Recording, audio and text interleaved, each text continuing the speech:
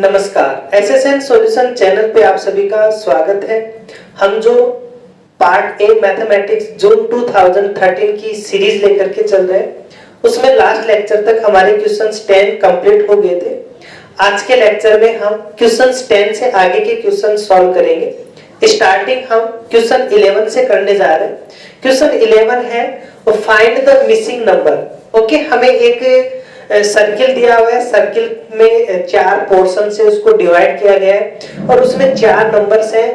2 circles को देख करके जो एक सीक्वेंस है वो थर्ड सर्किल में अप्लाई करके इस जो हमारे पास में ये है फोर्थ का, इसके अंदर हमें जो नंबर मिसिंग है, इस मिसिंग नंबर का हमें यहाँ पे पता लगाना है। तो जो फर्स्ट सेकंड जो सर्किल है, उस सर्किल के अंदर यदि हम देखें इन्हें, तो इनका जो टोटल है, इनका जो टोटल नंबर आ रहा है हमारे पास में, वो हमारे पास में यहां आ रहा है 100। ऐसे सेकंड का यदि हम टोटल करें तो सेकंड का टोटल भी हमारे पास में कितना आ रहा है 100। तो इन दोनों में सेम सीक्वेंस क्या है कि इनका जो टोटल है वो 100 आ रहा है। तो थर्ड का है उसका टोटल भी क्या होना चाहिए, 100 होना चाहिए। That means 36 plus 54 plus 7 plus equals to 100। ये होगा हमारे पास में 7 9 प्लस इक्वल्स टू 100 इंप्लाइज करके 100 माइनस 97 इक्वल्स टू 3। तो यहाँ पे जो खाली स्थान है, इसके अंदर हमारे पास में क्या नंबर होना चाहिए, 3 नंबर आना चाहिए, ताकि इसका सम भी हमारा क्या हो जाए 100। तो इसका जो राइट आंसर है वो होगा हमारा ऑप्शन 4। नेक्स्ट हमारा क्वेश्चन 12 है। क्वेश्चन 12 में हमें दिया हुआ है in solving a quadratic equation of the form x square plus ax plus b equals to 0। Okay, हमें एक क्वाड्रेटिक इक्वेशन दी हुई है, इसे सॉल्व कर रहे हैं। सॉल्व करके इसके जो रूट्स है, रूट्स फाइंड आउट करने पे प्रॉब्लम्स बनाई गई है। तो one student took the wrong value of a। तो एक स्टूडेंट उसमें a को रॉन्ग लेकर के चलता है and got the roots as 6 and 2। 6 and 2। तो वन स्टूडेंट a को रॉन्ग लेकर के इसके जो रूट्स फाइंड आउट करता है वो 6 and 2 करता है। While another student took the wrong values of b। जबकि सेकंड स्टूडेंट्स b को रॉन्ग लेकर के and got the roots as 6 and 1। जो इसके रूट्स हैं वो रूट्स 6 and 1 फाइंड आउट करता है। What are the correct values of a and b respectively? तो a and b की जो करेक्ट वैल्यू है वो क्या होगी, वो हमसे यहाँ पूछा गया है। तो जो इक्वेशन है हमारी क्वाड्रेटिक इक्वेशन, वो इक्वेशन इस फॉर्म में होती है x square minus alpha plus beta into x plus alpha beta equals to 0, where alpha and beta are roots of quadratic equation ax square plus bx plus c equals to 0 and alpha plus beta equals to minus b by a, alpha beta equals to C by A. ये हमारे पास में quadratic equations है। उस quadratic equations का general pattern, general form होगा हमारे पास। तो यहाँ हमें जो दिया हुआ है फर्स्ट स्टूडेंट्स की यदि हम बात करें, तो फर्स्ट स्टूडेंट्स ए को रॉन्ग लेता है। मींस ए क्या है यहाँ पे, सम ऑफ रूट्स। ए क्या है हमारे पास में, सम ऑफ रूट्स का भी कैसा, नेगेटिव। तो ए को उसने रॉन्ग लिया, लेकिन बी तो उसने राइट लिया। और बी क्या है हमारे पास में, बी है प्रोडक्ट ऑफ रूट्स। बी क्या है हमारा, यहाँ पे जो कंडीशंस है, इस कंडीशंस के अकॉर्डिंग हमारा जो b है वो c को रिप्रेजेंट कर रहा है, और यहां से जो हमारे पास में वैल्यू है वो क्या है, हमारे पास में प्रोडक्ट ऑफ रूट्स, जो कांस्टेंट वैल्यू वो क्या होगी, प्रोडक्ट ऑफ रूट्स। इसका मतलब इन रूट्स का प्रोडक्ट सेम सही है, राइट है। दैट मींस फर्स्ट ने क्या किया, b का मान सही लिया, और b क्या होगा हमारा रूट्स का प्रोडक्ट। तो रूट्स का प्रोडक्ट क्या है, 6 into 2 equals to 12। Second students ने b को रॉन्ग लिया और इसके रूट्स फाइंड आउट किए 6 and 1, लेकिन उसने a को राइट लिया, और a क्या है हमारा रूट्स का सम का नेगेटिव। दैट मींस इनका हम सम करें तो a क्या है हमारे पास में -6 + 1 = -7।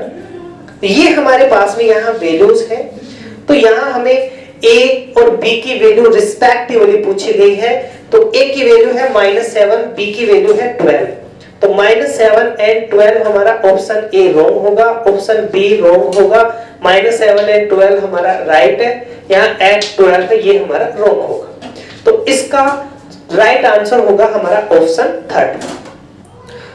नेक्स्ट जो हमारा क्वेश्चन है वो है हमारा क्वेश्चन 30। क्वेश्चन 30 में है हमारे पास में the distance between two oils rigs is 6 kilometre.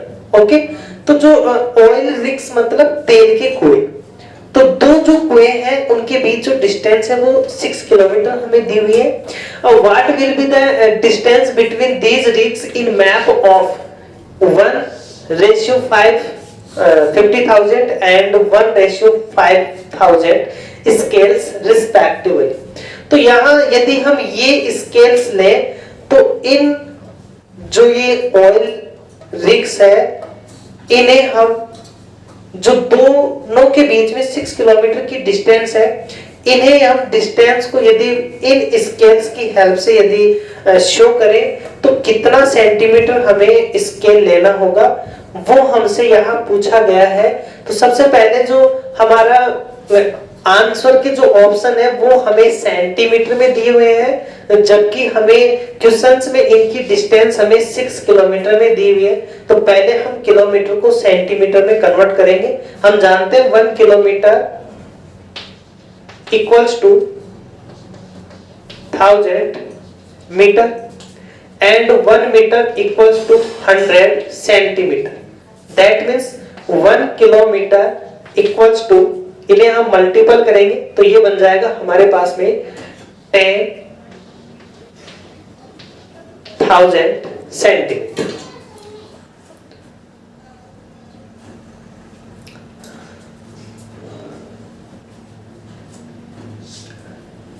तो इन्हें जैसे हम मल्टीपल करेंगे तो ये बनेगा हमारे पास में, और 1 lakh centimetre equals to 1 kilometre. That means 6 kilometre हमारा क्या होगा, 6 किलोमीटर होगा हमारा 6 लाख सेंटीमीटर। ओके, तो इन्हें हमें स्केल में रिप्रेजेंट करना है। तो ये हमारा रिप्रेजेंट का स्केल है फर्स्ट। तो फर्स्ट के लिए हमें क्या रिप्रेजेंट करना होगा, 6 लाख के अंदर हमें डिवाइड करना होगा पैमाने को। तो पैमाना क्या है हमारा 50,000। ओके, 50,000 को हम इसमें स्केल में रिप्रेजेंट करेंगे तो 40 से 40 हमारे कैंसिल, तो ये हमारा 12 सेंटीमीटर होगा। और जो सेकंड होगा, सेकंड के लिए हमें 6 लाख के अंदर डिवाइड करना होगा 5,000 को, 30 से 30 कैंसिल, 120 सेंटीमीटर। तो ये हमारा स्केल होगा। तो 12 and 120 सेंटीमीटर हमारा स्केल होगा। तो इसका जो राइट आंसर है वो है हमारा ऑप्शन 4, जो इस स्केल को रिप्रेजेंट करेगा। नेक्स्ट जो हमारा क्वेश्चन है वो है question number 14।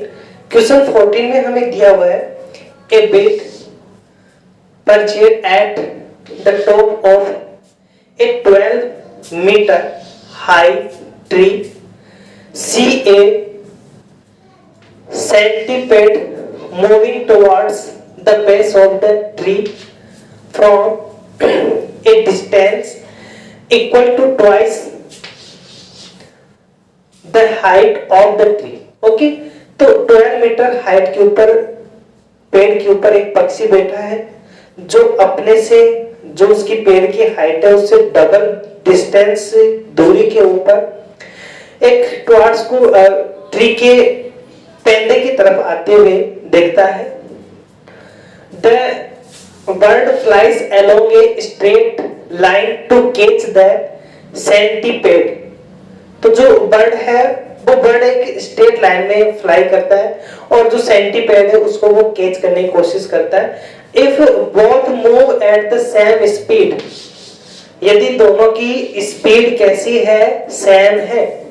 Okay, at what distance from the base of the tree will the centipede be picked by the bird. तो पेड़ से किस डिस्टेंस के ऊपर जो वर्ड है वो वर्ड उस सेंटीपेड को पकड़ पाएगा यदि दोनों का जो स्पीड है वो सेम है। ये हमें दिया हुआ है, तो हमने मान लिया कि ये जो ट्री है हमारा, इस ट्री की जो हाइट है वो 12 मीटर हमें दी हुई है। ओके, 12 मीटर हाइट के ऊपर हमें एक ट्री दिया हुआ है। इस 12 मीटर से डबल डिस्टेंस के ऊपर सपोज को यहाँ पे सेंटीपेड है जो मूव करता है। ओके, यहां पे हमारा क्या है, सेंटीपेड, और यहां पे है हमारा बर्ड। अब बर्ड स्ट्रेट लाइन में फ्लाई करता है, इसको सपोज करो इस पॉइंट के ऊपर ये कैच कर लेता है। तो यहां इस ट्री से इसकी डिस्टेंस हमने मान ली x डिस्टेंस, इसको हमने नाम दे दिया A, B एंड C। इस पॉइंट को हमने D पॉइंट कह दिया। अब ये हमने x माना है, ये 12 मीटर से डबल डिस्टेंस है, दैट मींस ये 24 डिस्टेंस होगी। तो जब ये x डिस्टेंस है तो ये डिस्टेंस कितनी होगी हमारी, 24 माइनस x डिस्टेंस। ओके, अब ये हमारे पास में एक 90 के एंगल का एक ट्राइंगल है। हम जानते हैं कि जो राइट एंगल है, राइट एंगल में पाइथागोरस थ्योरम अप्लाई होती है और पाइथागोरस थ्योरम की हेल्प से हम ए बी सी की वैल्यू फाइंड आउट कर सकते हैं। तो ये जो ट्राइंगल है हमारा ए बी सी, तो in triangle A B C, B C square equals to A C square plus A B square. Okay, equals to AC की जो वैल्यू हमारे पास है वो है 12 का स्क्वायर करेंगे 144 होगा। AB की वैल्यू x है, x का स्क्वायर करेंगे x स्क्वायर होगा। तो यहां से जो BC है, BC का मान आ गया हमारा √x स्क्वायर प्लस 144। तो ये वैल्यू जो है हमारे पास में ये आ गई x स्क्वायर प्लस 144। अब हमें क्या कह रहा है, हमें इस x का मान चाहिए, लेकिन उसने कंडीशन दे दी कि स्पीड है वो क्या है, सेम है।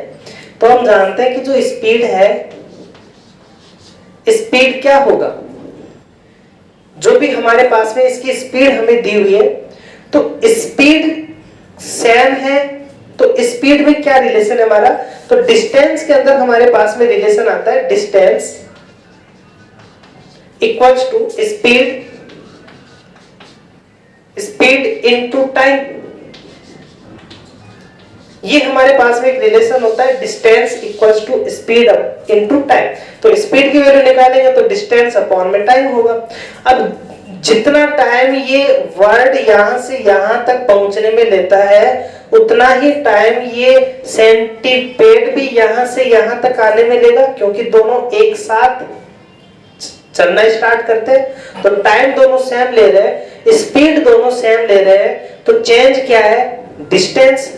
तो यहाँ पे इसकी डिस्टेंस कितनी ली इसने, वर्ड ने तो ये डिस्टेंस ली और सेंटीपेड ने क्या डिस्टेंस ली, 24 माइनस x।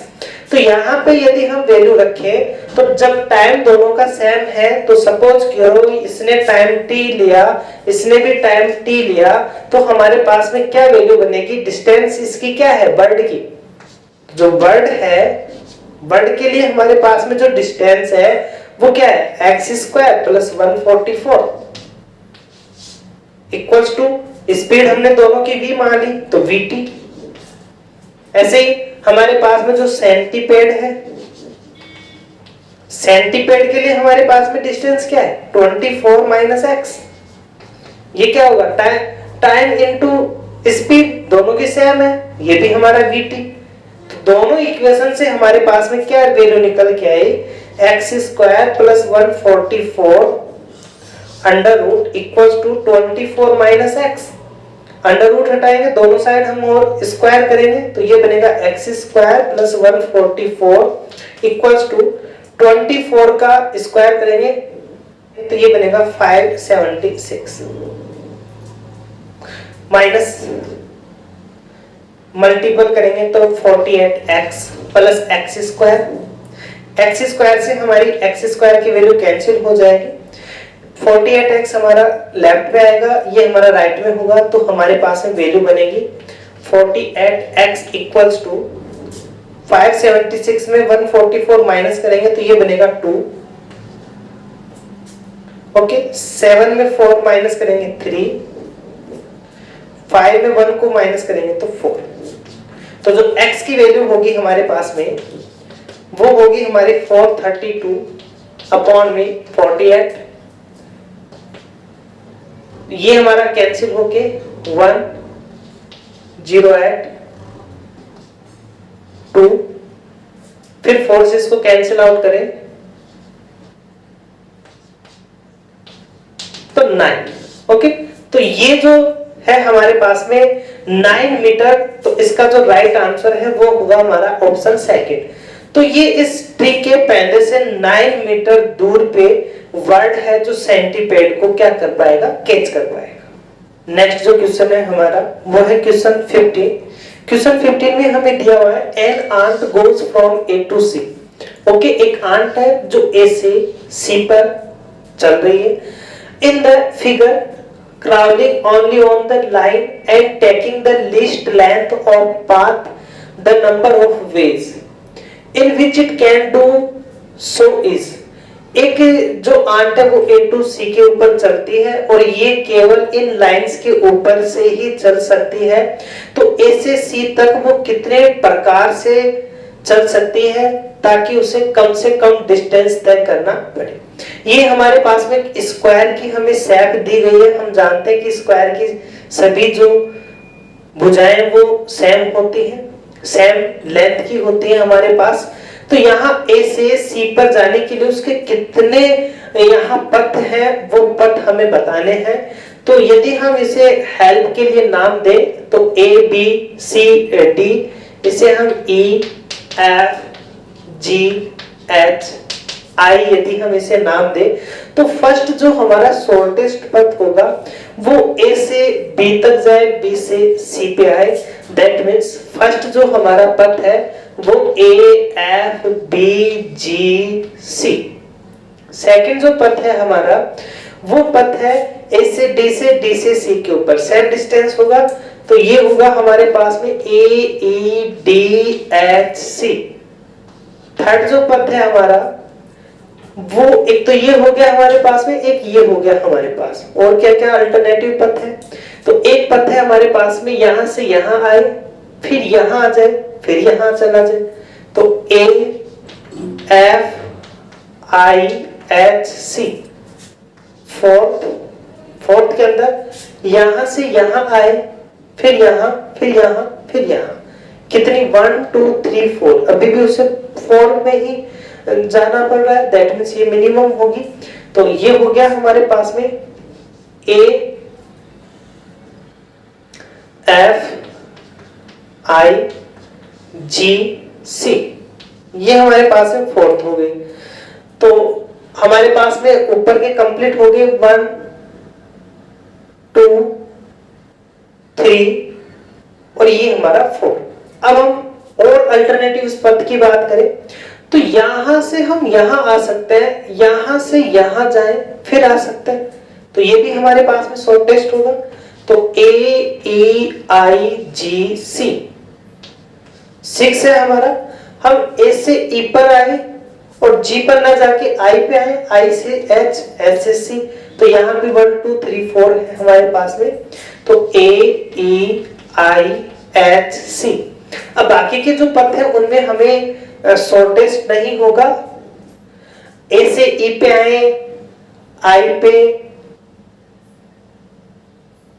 यहां, तो जो भी हमारे पास में इसके शॉर्टेस्ट पद थे वो हमने यहाँ चेक किए, तो हमारे पास में कितने हैं, 6 ऐसे पद हैं जो शॉर्टेस्ट है, सेम डिस्टेंस के ऊपर है, और इन पद के अकॉर्डिंग ए सी तक आ सकती है, इनके अलावा और कोई शॉर्टेस्ट पद हमें नहीं दिख रहा। तो इसका जो राइट आंसर है वो होगा हमारा ऑप्शन 4 6।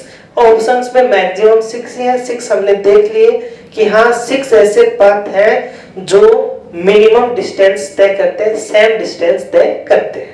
नेक्स्ट जो हमें क्वेश्चंस दिया गया है वो है क्वेश्चन 16। क्वेश्चन 16 में हमसे पूछा गया है कि point is chosen at random from a circular disc show below. Okay, ये हमें जो शो है एक सर्कुलर डिस्क, इस डिस्क में से एक पॉइंट कोई रैंडमली हम चूज करें, उसके बारे में कहा गया है। What is the probability that the point lie in the sector O A B. तो वो जो पॉइंट है वो इस सेक्टर ओ ए बी के अंदर होगा, इसकी क्या प्रोबेबिलिटी होगी वो हमसे पूछा गया है। तो प्रोबेबिलिटी निकालने के लिए हम क्या करें, हम ओ ए बी जो सेक्टर है उसका हम एरिया फाइंड करें, और उसके एरिया में हम इस कंप्लीट सर्कुलर डिस्क का एरिया का डिवाइड कर दे, तो हमारे पास में प्रोबेबिलिटी आ जाएगी। तो कंप्लीट जो एरिया होगा इसका वो क्या होगा हमारा, हम जानते हैं सर्कुलर डिस्क है, सर्कुलर डिस्क का जो एरिया होगा वो होगा हमारे पास में सर्कुलर डिस्क। तो area of circular disc equals to pi r square theta, pi r square theta upon में 360, या सिंपली कंप्लीट यदि हम सर्किल की बात करेंगे, कंप्लीट सर्किल तो एंगल 360 एंगल का बनाता है। एक्चुअली में इसका फॉर्मूला क्या बनेगा हमारे पास, पाई आर स्क्वायर थीटा अपॉन में 360, जो सेक्टर होगा इस सेक्टर का, तो यहाँ तो थीटा का मान 360 होता है, तो 360 से कैंसिल होके पाई आर स्क्वायर बन जाएगा सर्कुलर का। और जब हम सेक्टर की बात करें तो सेक्टर, तो एरिया ऑफ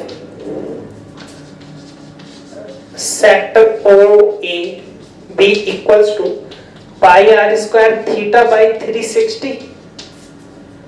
अब यहां जो एंगल हमें दिया हुआ है वो एंगल क्या है हमारे पास में, x, तो ये बन गया पाई आर स्क्वायर x अपॉन में 360।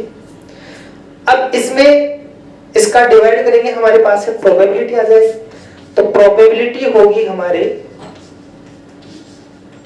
वो होगी हमारी पाई आर स्क्वायर x अपॉन में 360 में डिवाइड करेंगे हम पाई आर स्क्वायर का, तो पाई आर स्क्वायर से पाई आर स्क्वायर कैंसिल हो जाएगा, x अपॉन में 360 डिग्री, और इसे रेडियन में कन्वर्ट करेंगे तो x अपॉन में 2 पाई। तो ये आ गई हमारे पास है प्रोबेबिलिटी किसी पॉइंट का इस सेक्टर में होने का। तो राइट जो आंसर है हमारा वो होगा हमारा option 3।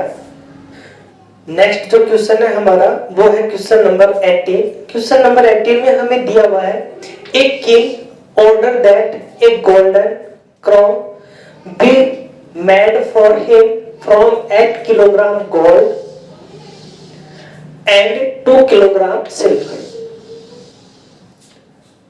Okay, 8 kilogram gold 2 kilogram silver के लिए किंग गोल्डन बनाने के लिए ऑर्डर देता है। The goldsmith took away some amount of gold and replace it by an equal amount of silver. तो जो गोल्डस्मिथ है वो उसमें से कुछ गोल्ड निकाल लेता है और उसकी जगह सिल्वर को रिप्लेस कर देता है। The crown when made weight 10 kilogram. तो जो उसने इस प्रकार जो क्राउन बनाया उसका वेट 10 किलोग्राम है। Archimedes knew that underwater gold lost 1/20 of its weight। तो जो बन रहा है उसमें गोल्ड का जो वेट है उसका 1/20 पार्ट क्या होता है, लॉस होता है। ऐसे ही जो सिल्वर है, सिल्वर का 1/10 पार्ट लॉस होगा। When the crown was weighted under water, it was 9.25 kilogram. तो जो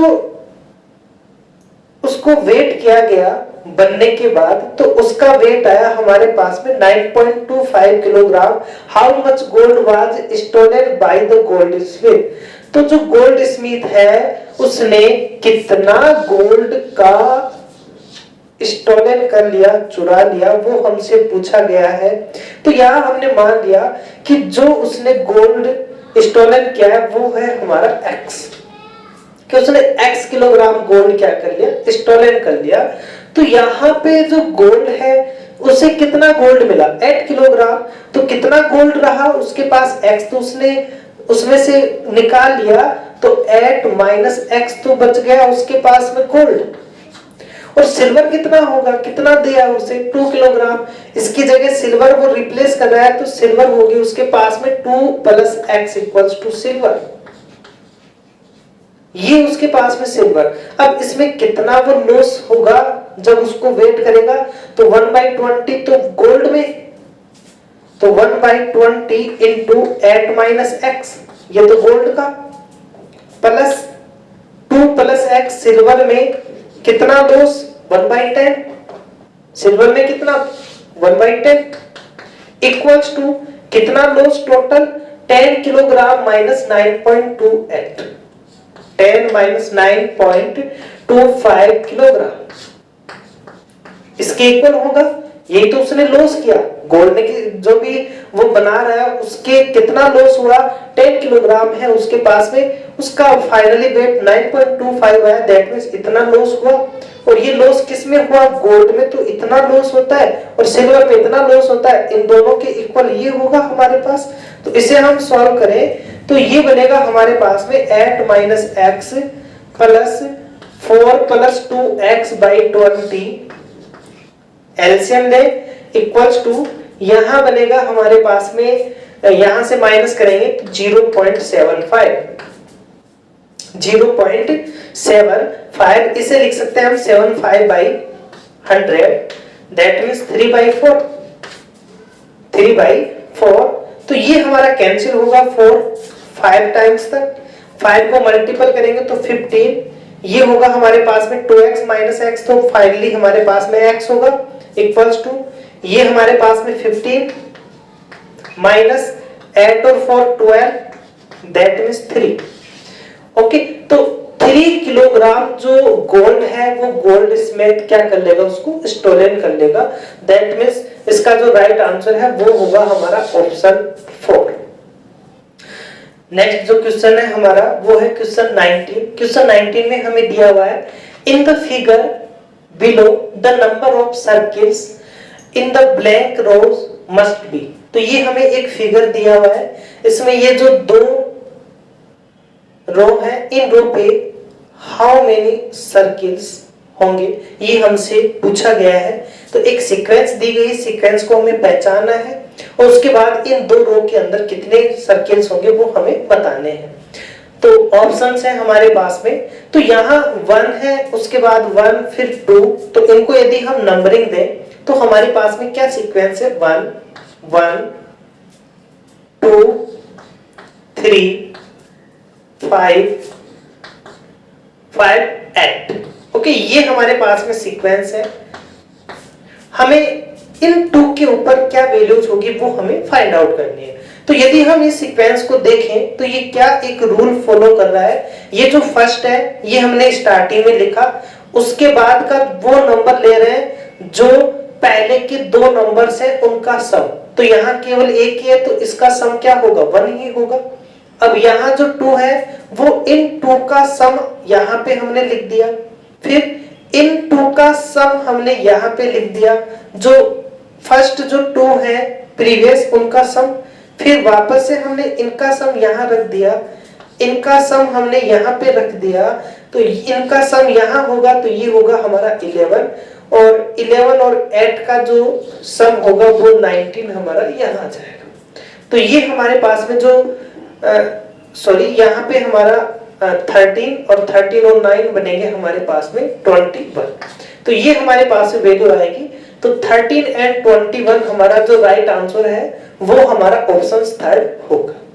नेक्स्ट जो हमारा क्वेश्चन है वो है क्वेश्चन 20। क्वेश्चन 20 में हमें दिया हुआ है if we plot the weight W versus S T of a child in a graph, the one that will never be obtained from amongst the 4 graphs given below। ये हमें 4 ग्राफ्स दिए हुए हैं, ये चाइल्ड के टाइम, एज और उसके wait को रिप्रेजेंट करने के लिए 4 डायग्राम हमें दिए हुए हैं।